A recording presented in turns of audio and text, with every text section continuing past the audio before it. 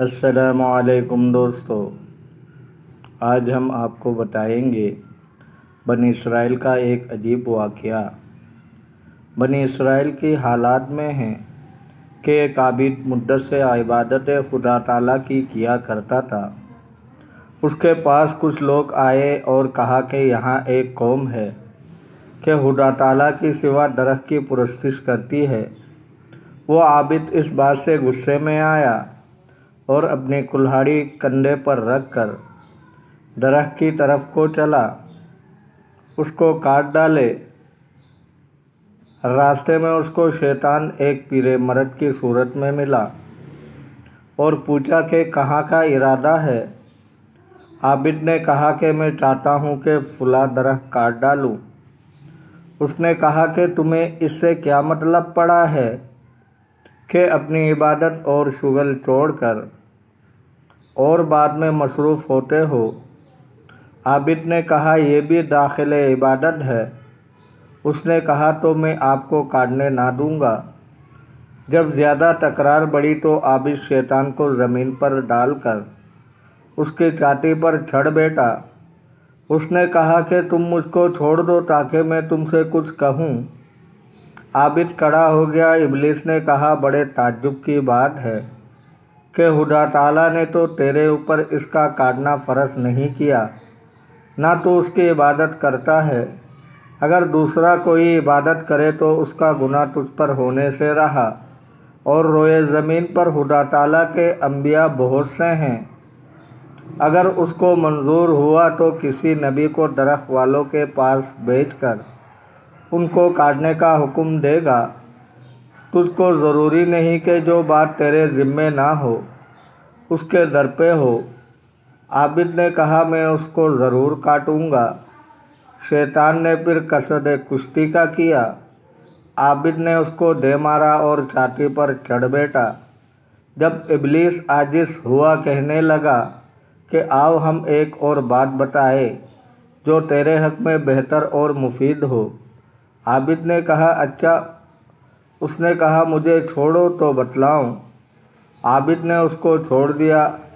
ابلیس نے کہا تو ایک مرد محتاج ہے اور لوگوں پر پڑا ہوا ہے، وہ سب تجھ کو کھانا دیتے ہیں، اور مجھے ایسا معلوم ہوتا ہے کہ تیرا دل یوں چاہتا ہے کہ اپنے بھائیوں سے سلوک کرے اور ہمسایوں کی مدارات کرے اور پیٹ بھر کر لوگوں سے بے پرواہ ہو جائے۔ عابد نے کہا یہ بات تو درست ہے۔ ابلیس نے کہا اب تو لوٹ جا، اب میں تیرے سرہانے ہر شب 2 دینار رکھ دیا کروں گا۔ صبح کو تو ان کو لے لیا کرنا اور اپنے نفس اور کنبے کے خرچ میں اٹھایا کرنا اور بھائیوں کو دیا کرنا۔ یہ بات تیرے حق میں اور دوسرے مسلمانوں کے حق میں اس درخت کے کاٹنے کی یہ نسبت زیادہ مفید ہوگی۔ اس کو کٹنے سے کچھ نہ ملے گا۔ عابد نے ابلیس کے قول پر تعمیل کیا اور کہا کہ یہ بڑا سچ کہتا ہے۔ میں کوئی پیغمبر نہیں کہ اس درخت کا کاٹنا مجھ پر لازم ہو، نہ خدا تعالیٰ نے مجھ کو اس کے کاٹنے کا حکم دیا ہے۔ اگر نہ کاٹوں گا تو نافرمان نہ ٹھہروں گا، اور یہ جو بات بتلاتا ہے اس میں زیادہ فائدہ ہے۔ اس کے بعد اس سے قول و قرار کر لیا اور قسماً قسمی ہو گئی۔ عابد نے اپنے عبادت خانے میں پھر آیا اور رات کو سویا۔ جب صبح ہوئی تو دینار اپنے سر تلے سے پائے، ان کو لے لیا۔ دوسرے روز بھی ایسا ہی ہوا۔ تیسرے روز آئندے کو پھر کچھ نہ پایا۔ پھر غصہ ہوا اور تبر اٹھایا چل دیا۔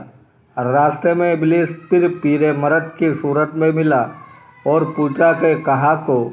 اس نے کہا کہ وہ درخت کاٹنے جاتا ہوں۔ ابلیس نے کہا تو جھوٹا ہے، اب تجھ سے وہ نہیں کٹ سکتا، نہ تو وہاں تک پہنچ سکے گا۔ عابد نے چاہا کہ پہلے کی طرح اس کو ٹپک دے۔ ابلیس نے کہا اب وہ دن دور ہوئے اور عابد کو اٹھا کر پچاڑ دیا۔ عابد اس کے دونوں پاؤں میں چڑیا کی طرح معلوم ہونے لگا۔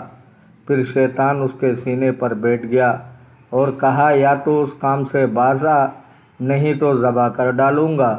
اس نے کہا تو مجھ پر غالب آیا اور اب مجھ کو چھوڑ دے، اور یہ بتا کہ پہلے میں کس طرح غالب ہو گیا تھا اور اب تو کیسے جیتا؟ اس نے کہا کہ وجہ یہ ہے کہ پہلے تو نے غصہ خدا تعالیٰ کے واسطے کیا تھا اور تیری نیت آخرت کی تھی، اس لیے اللہ تعالیٰ نے مجھ کو تیرے مقابلے میں بنا دیا تھا، اور اب تو نے اپنا غصہ اپنے نفس کے واسطے اور دنیا کے لیے کیا ہے، اس واسطے میں نے تجھ کو بچھاڑ دیا۔ دوستو، اگر آپ کو ویڈیو اچھی لگی ہے تو لائک کرے، شیئر کرے، چینل کو سبسکرائب کرے، اپنا بہت سارا خیال رکھیے گا۔ ملتے ہیں اگلے ویڈیو میں۔ اللہ حافظ۔